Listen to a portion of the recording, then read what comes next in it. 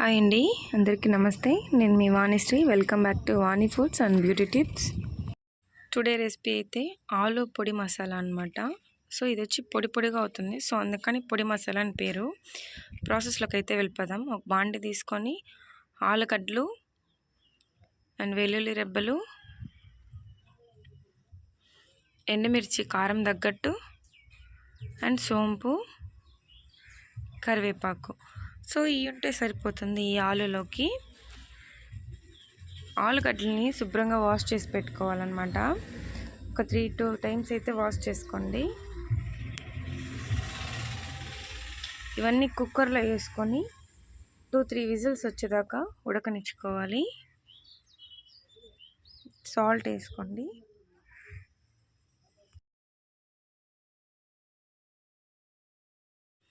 So 2 whistles అయిపోయింది. Whistle తీసేసుకొని గాలంతా పోగొట్టుకోవాలా. So ఇది ఉడికిపోయిన తర్వాత అనమాట, ఇది ఆరే లోపల మనం మసాలా అయితే ప్రిపేర్ చేసుకుందాము. సో వెల్లుల్లి రెబ్బలు పొట్టు తీయకుండా వేసుకోండి.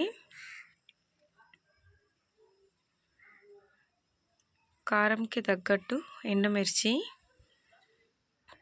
అండ్ సోంపు, స్టార్టింగ్లో చెప్పా కదా ఈ హోల్ మసాలా, అవే వేసుకోవాలి. కరివేపాకు, ఇదంతా ఒక ఫైన్ పేస్ట్ లాగా చేసి పెట్టుకోవాలన్నమాట.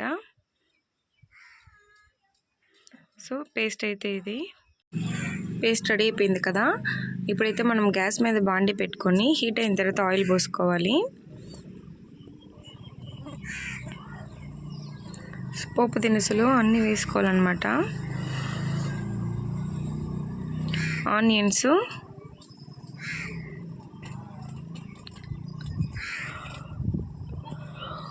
ఆనియన్ వేసుకొని బాగా కలబెట్టుకోవాలి. అండ్ కరివేపాకు కూడా వేసుకోవాలి.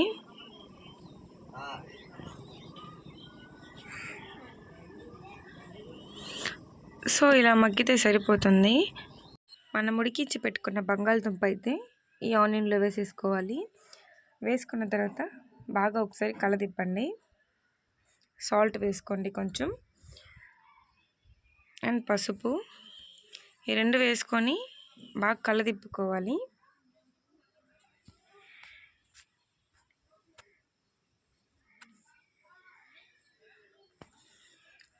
సో ఈ స్టేజ్లో వచ్చిందనమాట. ఇప్పుడు మనం ఆల్రెడీ తయారు చేసుకున్న పేస్ట్ని అయితే ఈ ఆలులో వేసుకోవాలి.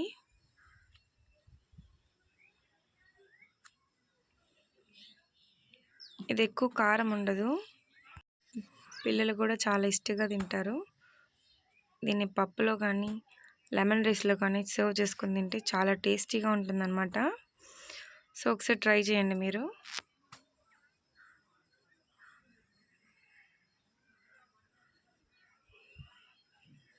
అడుగు మాడకుండా 1 స్పూన్ అయితే ఆయిల్ వేసుకోండి.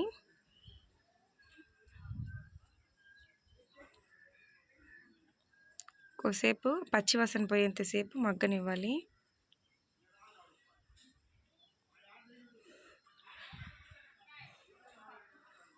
సో మూత తీసి చూసేద్దాం.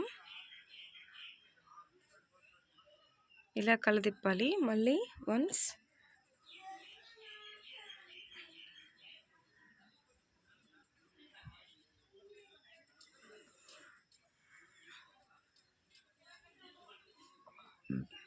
సో ఈ స్టేజ్లో అయితే ఆఫ్ చేసుకోవాలన్నమాట. లాస్ట్గా కొత్తిమీర అండ్ కరివేపాకు వేసుకుంటే చాలా రుచిగా ఉంటుంది. సో వన్స్ ట్రై చేసి మీరు చెప్పండి కామెంట్ బాక్స్లో. సబ్స్క్రైబ్ చేసుకోవడం మాత్రం మర్చిపోకండి.